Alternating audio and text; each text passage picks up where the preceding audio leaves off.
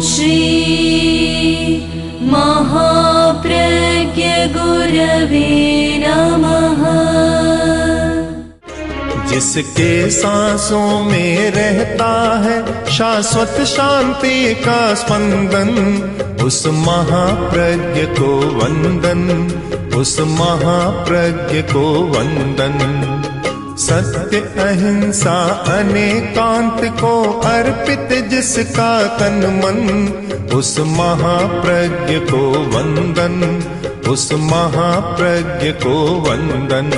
जिसके सांसों में रहता है शाश्वत शांति का स्पंदन, उस महाप्रज्ञ को वंदन, उस महाप्रज्ञ को वंदन।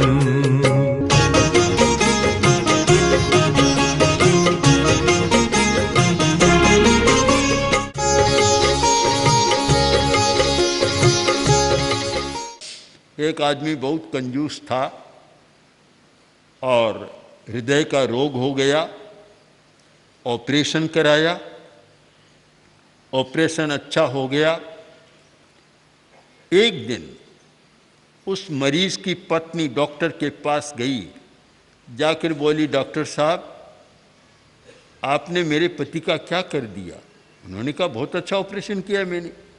कि ठीक है? कहा बिल्कुल ठीक है। आपको ठीक है, मेरे ठीक नहीं है। क्या हुआ? कि पहले तो इतने कंजूस थे कि 2 पैसा देना भी मुश्किल था, इस ऑपरेशन के बाद तो इतने उदार बन गए, सारे घर को ही लुटा रहे। ये क्या कर दिया आपने? लगता है आपके ऑपरेशन की एक बार फिर जांच करें, कोई भूल रह गई आपकी। जांच करें? कि क्या जांच करूं? कि आपने हृदय को खुला छोड़ दिया, पहले बंद था अब खुला छोड़ दिया। तो पहले हृदय बंद था, मुट्ठी बंद थी, और अब इतना खुला छोड़ दिया कि सारा घर ही जा रहा है।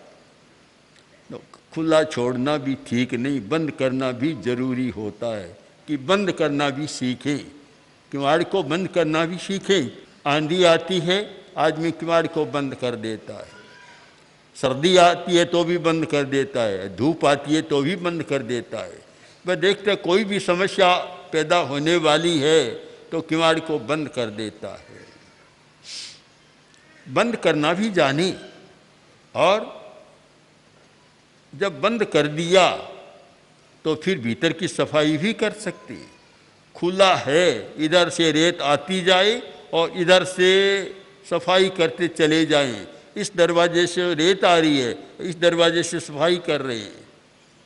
क्या होगा भाई? कहावत है, आंधी पीसे कुत्ता खाए। एक अंधी स्त्री चक्की में आटा पीस रही थी, कोई संयोग की बात है, कुत्ता आ गया घर में, पता चला नहीं, वह तो पीसती जा रही है और कुत्ता चाटता जा रहा है उसको सारा, कोई अर्थ नहीं होता।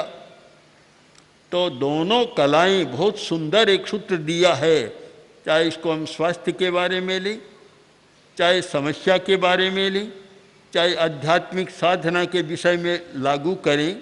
एक सूत्र की व्याख्या अनेक कोणों से की जा सकती है।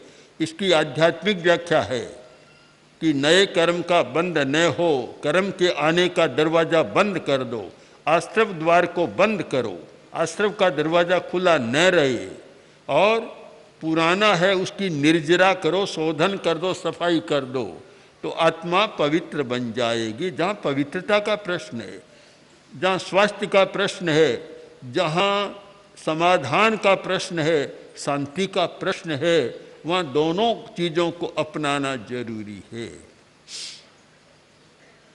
आत्मा की पवित्रता कब होगी? कि संबर होगा तब। एक तात्विक दृष्टि से विवेचन करें कि एक मिथ्या दृष्टि व्यक्ति है, जिसका दृष्टिकोण मिथ्या है, वह भी कुछ करता है, आराधना धर्म की करता है, पर पूरा काम नहीं होता। क्यों?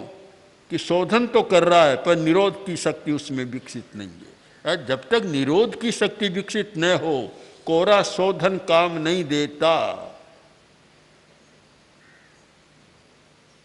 चिकित्सा के क्षेत्र में 2 शब्द चलते हैं वर्तमान चिकित्सा में, क्योर और प्रिवेंशन। क्योर, बीमारी को मिटाओ, इससे ज़्यादा जरूरी है प्रिवेंशन, सुरक्षात्मक प्रयत्न करो जिससे बीमारी पैदा न हो। आयुर्वेद का यह बहुत पुराना सूत्र रहा कि दवा कौन सी अच्छी, प्रश्न आया कि दवा कौन सी अच्छी। अब क्या बताएं, हजारों प्रकार की दवाई हैं, कितने प्रकार है उनका, तो किसको अच्छा बताएं? एक को अच्छा बताएं तो दूसरा कहेगा कि नहीं अमुक रोग के लिए तो यह नहीं, वह दवा और अच्छी है। आगे से आगे अच्छी का बखान होता चलेगा, किसको बताएं? तब वहाँ एक समाधान दिया कि वह दवा अच्छी है जो रोग मिटाए, नया रोग पैदा न करे, वह दवा सबसे बढ़िया दवा है। महर्षि पतंजलि ने योग सूत्र में लिखा प्रारंभ में एकदम कि योग चित्त वृत्ति निरोध है। योग का मतलब है चित्त वृत्ति का निरोध करना। निरोध आ गया। आचार्य तुलसी ने एक ग्रंथ लिखा मनोनुशासनम, योग का बड़ा महत्वपूर्ण ग्रंथ है वह, और वह ग्रंथ शायद जैनों की अपेक्षा अजैनों ने ज़्यादा पढ़ा है। कश्मीर में इतना गया कि आश्चर्य होता है। और उधर ऋषिकेश हरिद्वार की तरफ में भी काफ़ी वह प्रचलित हुआ मनोनुशासनम। उसमें दोनों बातें बतलाई है कि निरोध करो और शोधनम च, साथ में शोधन भी करो। कोरा रोक दिया और अगर शोधन नहीं किया तो फिर वह ठीक नहीं होता। आयुर्वेद की पद्धति भी है और प्राकृतिक चिकित्सा की पद्धति है, वे शोधन पर बहुत बल देते हैं। शोधन पर कि शोधन करो पहले, परंतु कोरा शोधन नहीं होता, शोधन के साथ निरोध भी होता है कि बीमारी के कारणों के निरोध भी करो। तो शोधन और निरोध, इन दो शब्दों का हम हर समस्या के साथ प्रयोग करें, नई समस्या पैदा न हो, इसके प्रति अभ्युत्थान करो, जागरूक रहो। किंतु पुरानी समस्या की भी उपेक्षा मत करो, सुलझाने का प्रयत्न मत करो, उसे ठंडे बस्ते में मत डालो। जो पुरानी उलझने हैं पता नहीं कब की बात कब उखड़ जाती है, कब का दोष कब सामने आ जाता है। इसलिए शोधन करना बहुत जरूरी है, उसकी उपेक्षा करना ठीक नहीं है। और जब कोई समस्या की उपेक्षा करता है वह अच्छा नहीं होता, इसलिए समस्या की उपेक्षा मत करो। प्राकृत साहित्य में एक बहुत सुंदर प्रसंग आता है कि एक गांव, वो गांव के पास बहुत बड़ा तालाब था, सारी सुविधाएं, पानी पीने की, स्नान की, धोने की, सब सुविधाएं उस तालाब से होती थी। विशाल तालाब था। एक बार तालाब की पाल के पास एक हाथी खड़ा था, तो अचानक कोई आवाज आई कि माँ उवे है, उपेक्षा मत करो, सावधान रहो, जागरूक रहो, उपेक्षा मत करो। सुन ली, फिर देखा तो हाथी बैठ गया है, सुस्ता रहा है, थोड़ी नींद से ले रहा है। इतने में दो गिरगिट आई, गिरगिट जिसको रंग बदलते हैं, किरड़कांटिया कहते हैं मारवाड़ी में। दो गिरगिट आए, लड़ते लड़ते आए। अब लड़ रहे थे और लड़ाई में कोई विवेक तो रहता नहीं, मनुष्य में भी नहीं रहता, तो पशु का आवेश तो और ज़्यादा प्रबल होता है। आवेश में पशु कम नहीं है। जब भैंसे का आवेश, सिंह का आवेश या घोड़े का आवेश, जब आवेश होता है उस समय कुछ कहा नहीं जा सकता। मुर्गे लड़ते हैं तो उनका भी आवेश बड़ा प्रबल होता है, लड़ाई में बड़े तेज होते हैं। मेंढक की लड़ाई भी बड़ी तेज होती है, आवेश होता है सब में, और आवेश के बिना कभी लड़ाई होती नहीं। लड़ाई का मुख्य कारण है आवेश। अगर एक आवेश न हो तो शायद शब्दकोश से लड़ाई शब्द भी उठ जाए। ये सारा आवेश के कारण ही होता है। जितनी लड़ाई, जितना कलह किसी बात के आधार पर नहीं होता, बात तो वो छोटी होती है। आवेश प्रबल होता है तब लड़ाई शुरू हो जाती है, झगड़ा शुरू होता है। आवेश शांत होता है तब सोचता है कि एक छोटी सी बात पर इतना हमने क्यों किया, फिर पश्चाताप भी होता है। तो आवेश से होता है। तो दोनों ही इतने आवेश में थे, बहुत तेज लड़ाई लड़ रहे थे। अब लड़ते लड़ते संयोग की बात, हाथी बैठा था और हाथी का नाक तो पूरा बिल से बड़ा था। उन्होंने सोचा कोई बिल है, दोनों घुस गए। अब हाथी के नाक में घुस गए और वहाँ लड़ाई चालू है। अब हाथी की इतनी खुजलाहट हुई, हाथी उठा और अब खुजलाहट को मिटाने के लिए पेड़ के सिर लगाया, टक्कर मारी तो पेड़ गिर गया। अब क्या करे, तब पाल थी तालाब की, टक्कर मारनी शुरू की। उधर वह आवाज़ आ रही, उपेक्षा मत करो, उपेक्षा मत करो। गांव वालों ने कोई ध्यान ही नहीं दिया कि आवाज़ कहाँ से आ रही है, कौन कह रहा है उपेक्षा मत करो। ध्यान नहीं दिया, उपेक्षा करते रहे।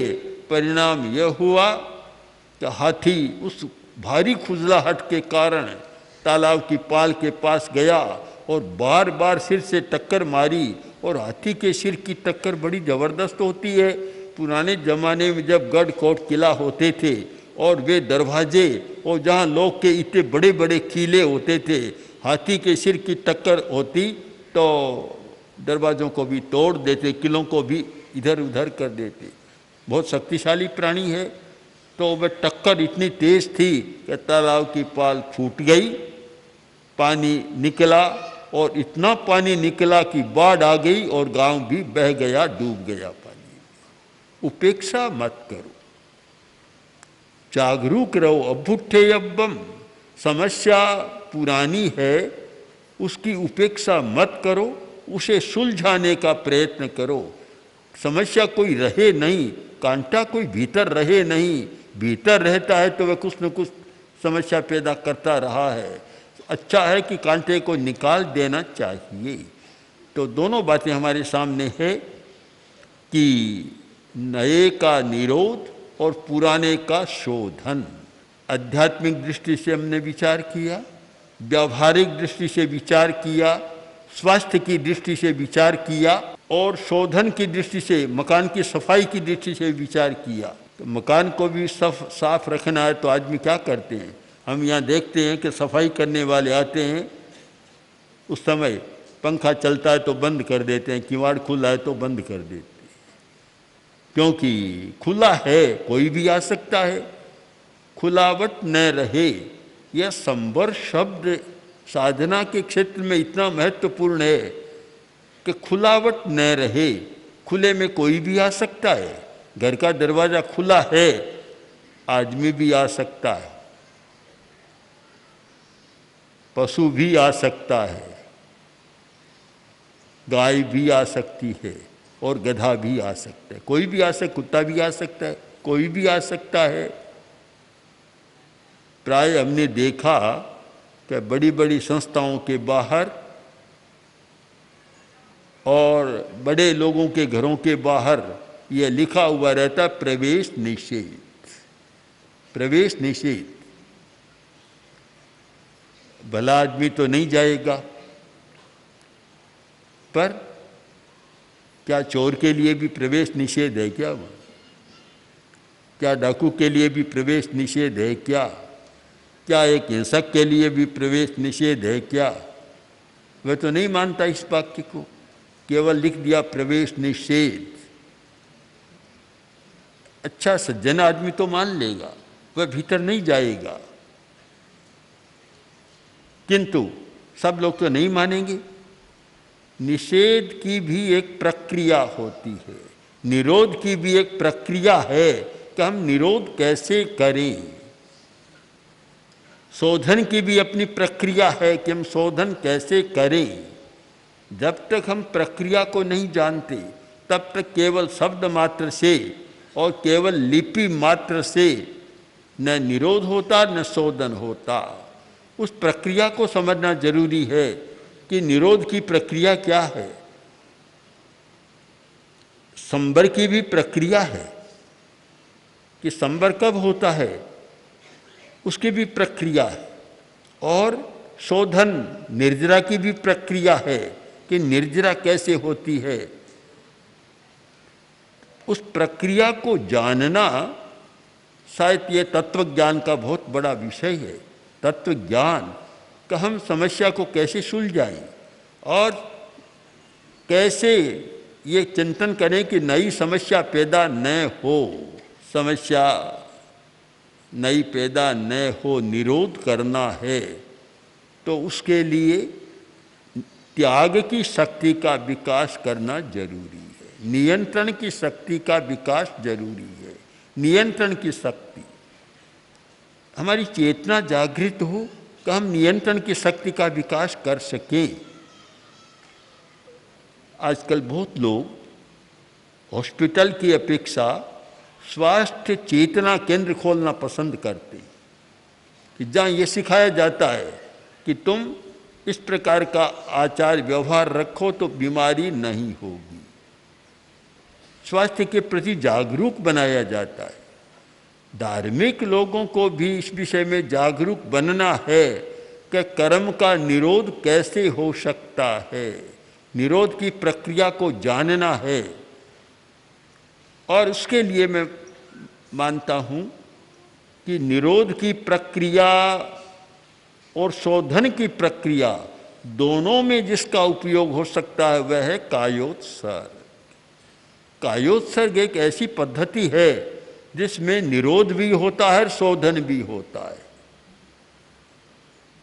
शिथिलीकरण हो गया, काया की चेष्टा को बिल्कुल कम कर दिया, इतना मंद कर दिया कि कभी कभी तो ऐसा लगे कि मानो शरीर कहाँ है। प्रश्न हो जाए कि अब मेरा शरीर कहाँ चला गया। इस भूमिका तक पहुंचा जा सकता है, और इस भूमिका तक पहुंचा तो वहाँ संबर की स्थिति बन गई। वह संबर की स्थिति है हमारी। काया की प्रवृत्ति का निरोध, इसका मतलब काया का संबर। संबर 3 प्रकार का होता है, मन संबरे, वही संबरे, काय संबरे। मन का संबर, वाणी का संबर और काया का संबर। जब शरीर हमारा इस स्थिति में पहुंच गया, ऐसा लगता नहीं कोई प्रवृत्ति हो रही है या प्रवृत्ति करने में सक्षम है, ऐसा नहीं लगता। उस स्थिति में काया का संबर हो गया, यानी निरोध हो गया। उस अवस्था में न नया कर्मबंध भी विशेष होगा और न कोई बीमारी भी आएगी। कायोत्सर्ग यह स्वास्थ्य का भी बड़ा महत्वपूर्ण प्रयोग है।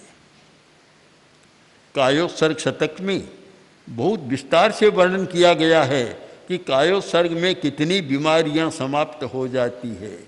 तो ये चिकित्सा का भी बड़ा है और इसका कारण भी है कि जब बिल्कुल शरीर शिथिल होगा तो हमारी रक्त संचार की प्रणाली मुक्त हो जाएगी। बीमारी का बहुत बड़ा कारण है कि रक्त का संचार ठीक नहीं होता। जहाँ रक्त संचार ठीक नहीं हुआ, अगर हाथ में रक्त पूरा नहीं पहुँचा तो हाथ निकम्मा, दर्द हो जाएगा, निकम्मा हो जाएगा। एक भाई ने बताया कि उनकी पत्नी की जो ये नर्व है रक्त पहुँचाने वाली दिमाग की, रक्त संचार कम हो गया तो दिमाग शून्य जैसा हो गया। उसका उपचार चल रहा है कि रक्त संचार ठीक हो। जहाँ पानी की पूरी सप्लाई नहीं होती तो गंदी नाली सड़ान पैदा करती रहती है, और जब पानी पूरा आए, नाली साफ हो जाए तो सड़ान भी नहीं रहेगी। तो रक्त संचार हमारे पूरे शरीर को स्वस्थ रखने की प्रणाली है, और जहाँ शरीर में तनाव है वहाँ रक्त संचार कम हो जाएगा, लोहे के ठप्पे भी बन जाएंगे। कायोत्सर्ग की ऐसी प्रक्रिया है कि जब एकदम शिथिल होते हैं, कहीं कोई अवरोध नहीं रहता और पूरे शरीर में रक्त का सम्यक संचार हो सकता है। जब हम खड़े खड़े कायोत्सर्ग करते हैं तो कहीं कोई अवरोध नहीं होता, पूरे शरीर में रक्त का संचार। लेटकर करते हैं तो भी वही, बैठकर करने में जरूर थोड़ा अवरोध आ सकता है।